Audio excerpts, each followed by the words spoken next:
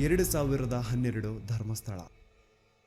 ಭೀಮನ ಮಾಹಿತಿ ಕಚೇರಿಯವರು ಕರೆದು ಇಂಥ ಕಾಡಲ್ಲಿ ಒಂದು ಹುಡುಗಿಯ ಹೆಣ ಬಿದ್ದಿದೆ ಅಂತೆ, ಅದನ್ನ ಯಾರಿಗೂ ಗೊತ್ತಾಗ್ದಿರೋ ರೀತಿ ಹೋಗಿ ಮಣ್ಣು ಮಾಡಿ ಬಾ ಅಂತ ಕಳಿಸ್ತಾರೆ. ಮಾಹಿತಿ ಕಚೇರಿಯವರು ಹೇಳಿದಂತಹ ಲೊಕೇಶನ್ಗೆ ಭೀಮಾ ಬಂದು ನೋಡಿದ್ರೆ ಅಲ್ಲಿ ಆಕ್ಚುಯಲ್ ಆಗಿ ಒಂದು ಹುಡುಗಿಯ ಹೆಣ ಬಿದ್ದಿರುತ್ತೆ. ಸುಮಾರು 20 ವರ್ಷ ವಯಸ್ಸು ಆ ಹುಡುಗಿದಿರುತ್ತೆ. ಅಂಡ್ ಆ ಹುಡುಗಿಯ ಮುಖನ ಕಂಪ್ಲೀಟ್ ಆಸಿಡ್ ಇಂದ ಸುಟ್ಬಿಟ್ಟಿರ್ತಾರೆ. ಆದ್ರೆ ಆ ಹುಡುಗಿಯ ಬಟ್ಟೆಗಳಿಂದ ಭೀಮಾ ಅವಳನ್ನ ಕಂಡುಹಿಡಿತಾನೆ. ಅದೇ ಹುಡುಗಿನ ಈ ಹಿಂದೆ ಭೀಮಾ ದೇವಸ್ಥಾನದಲ್ಲಿ ನೋಡಿರ್ತಾನೆ. ಅಂಡ್ ಆ ಹುಡುಗಿ ಮೈಸೂರಿಂದ ಬಂದಿದ್ಲು ಅಂತಾನು ಭೀಮಗೆ ಚೆನ್ನಾಗಿ ಗೊತ್ತಿರುತ್ತೆ. ಸೊ ನಿನ್ನೆ ದೇವಸ್ಥಾನದಲ್ಲಿ ನೋಡಿದಂತಹ ಅದೇ ಹುಡುಗಿ ಈಗ ಅವನ್ ಮುಂದೆ ಹೆಣ ಆಗಿ ಬಿದ್ದಿರ್ತಾಳೆ. ಅವಳ ದೇಹದ ಮೇಲೆ ಸರಿಯಾದ ಬಟ್ಟೆಗಳಿರಲ್ಲ, ಒಳ ಉಡುಪುಗಳೆಲ್ಲ ಕಾಣೆ ಆಗಿರ್ತವೆ.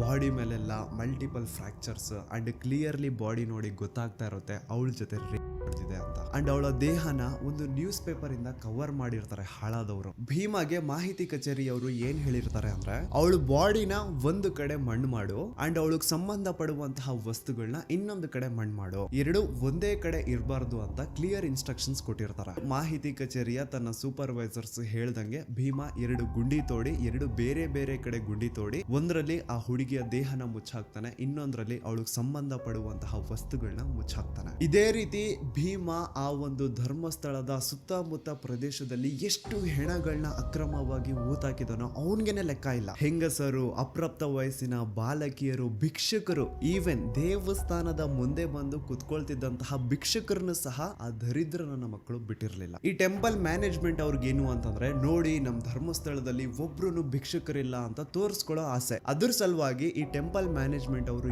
ಏನ್ ಮಾಡೋರು ಅಂದ್ರೆ ಆ ದೇವಸ್ಥಾನದ ಸುತ್ತಮುತ್ತ ಎಲ್ಲಾದ್ರೂ ಯಾರಾದ್ರೂ ಭಿಕ್ಷೆ ಬೇಡ್ತಾ ಇರೋ ರೀತಿ ಕಾಣಿಸಿದ್ರೆ ಅವ್ರನ್ನ ಮೊದ್ಲು ಹಿಡ್ಕೊಂಡ್ ಬಂದು ಚೆನ್ನಾಗಿ ಹೊಡಿಯೋದು. ಎಷ್ಟೋ ಸತಿ ಭೀಮನು ಸೇರ್ಕೊಂಡು ಆ ಭಿಕ್ಷುಕ